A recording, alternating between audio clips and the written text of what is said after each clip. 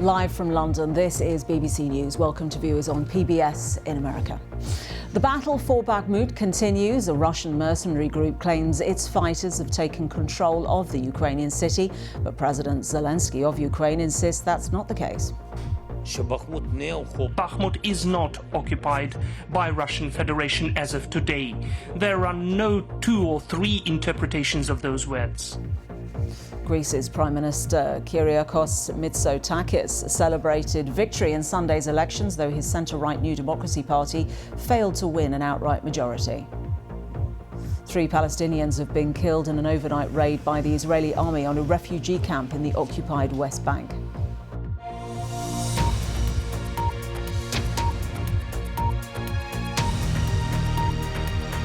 Now, the Palestinian Health Ministry says 3 people have been killed in an overnight raid by the Israeli army on a refugee camp in the northern West Bank. The ministry said another 3 people had been injured, 1 critically. Videos posted on social media show Israeli soldiers and bulldozers moving through the densely populated Balata refugee camp in the city of Nablus. Joining us now, our Middle East correspondent Yolande Nell, who is in Jerusalem. Yolande, what can you tell us about these attacks? Well, witnesses say that Israeli forces were in Balata refugee camp overnight, arresting people and searching for wanted people through the camp. They say that they heard loud gunfire and also several explosions. Now, you can also see from pictures that there was a house there that was pretty much completely demolished.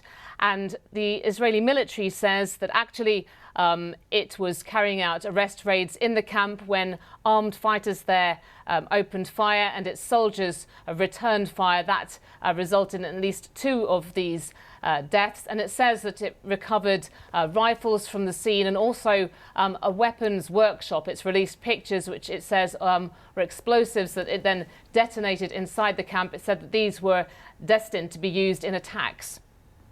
And this, of course, all at a time when tensions are already at a very high pitch.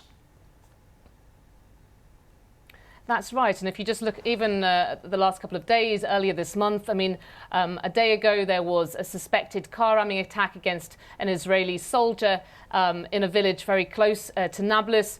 2 Palestinians were killed and others were wounded in an Israeli army raid earlier this month. You've had Israeli-Palestinian violence really intensifying now for several months. And there are these near nightly arrest raids carried out by the Israeli military, which says it's conducting a counter-terrorism offensive in the West Bank. I mean, just last night alone, about a dozen arrests were made in different sites across the West Bank.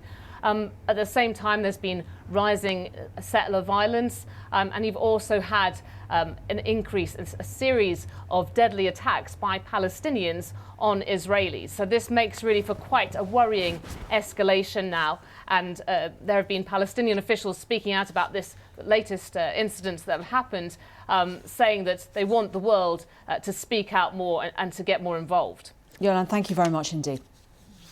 Around the world and across the UK, this is BBC News.